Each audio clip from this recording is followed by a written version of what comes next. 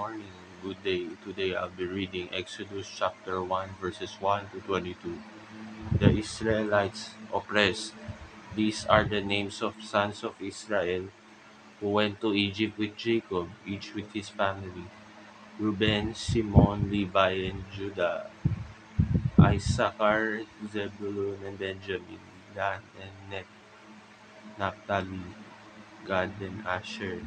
The descendants of Jacob numbered 70 in all. Joseph was already in Egypt. Now Joseph, all his brothers, and all that generation died, but the Israelites were exceedingly fruitful. They multiplied greatly, increased in numbers, and became so numerous that the land was filled with them. Then a new king, to whom Joseph meant nothing, came to power in Egypt. Look, he said to his people, the Israelites have been far too being numerous on us.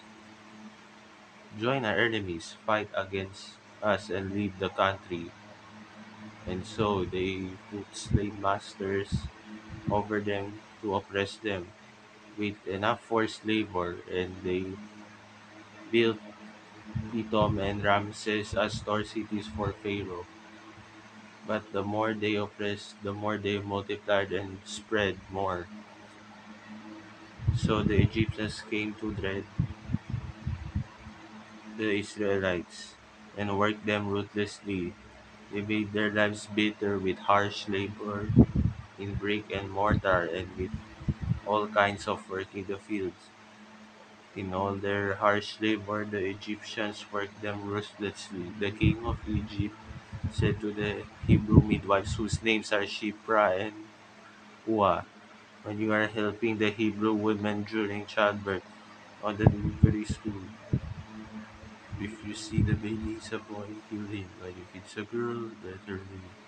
Midwives, however, feared God and did not do obey the king of Egypt had told them to do, and let the boys live. The king of Egypt summoned the Israelites.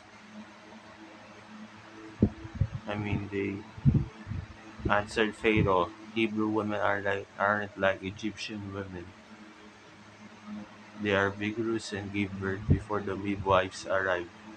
So God was kind to the midwives, and the people increased and even became more numerous.